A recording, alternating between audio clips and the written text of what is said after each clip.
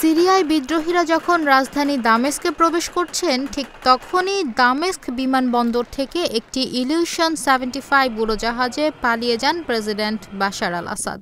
এমনটাই দাবি করা হচ্ছে, কিন্তু তিনি ঠিক কোথায় গেছেন তা জানা যায়নি। এমনকি মাঝপথ থেকেই হুট করে গায়েব হয়ে গেছে এই উড়োজাহাজ।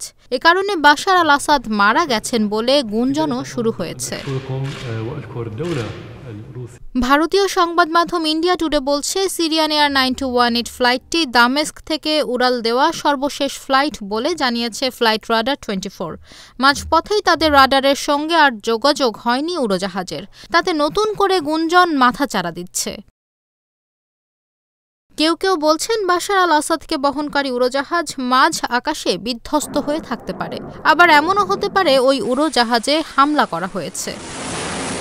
ইন্ডিয়া টুডে বলছে, ফ্লাইটটি বিদ্রোহী শাসিত হোমসে পৌঁছানোর পর তা মানচিত্র থেকে অদৃশ্য হয়ে যায়। ওই সময় এর গতি পরিবর্তন হচ্ছিল। এটি তখন ৩,৫০০ মিটার উপরে ছিল, কিন্তু গায়েব হওয়ার আগে ছিল ১,০০০ মিটার উপরে। এ নিয়ে নতুন করে রহস্য তৈরি হয়েছে। ওই উড়োজাহাজে সিরিয়ার প্রেসিডেন্ট বাশার আল আসাদ ছিলেন কিনা বার্তা সংস্থা রয়টার্স তা নিশ্চিত হতে পারেনি। এতে তার স্ত্রী আসমা ও ২ সন্তানও হয়তো থাকতে পারেন। তবে রয়টার্সও উড়োজাহাজের গন্তব্য নিয়ে নিশ্চিত হতে পারেনি। বার্তা সংস্থাটি বলছে, এটি প্রথমে সিরিয়ার উপকূলীয় এলাকার দিকে যাচ্ছিল। সেখানে আসাদের শক্ত ঘাঁটি, কিন্তু এরপরই এটি উল্টো ঘুরে আর সঙ্গে সঙ্গে গায়েব হয়ে যায়।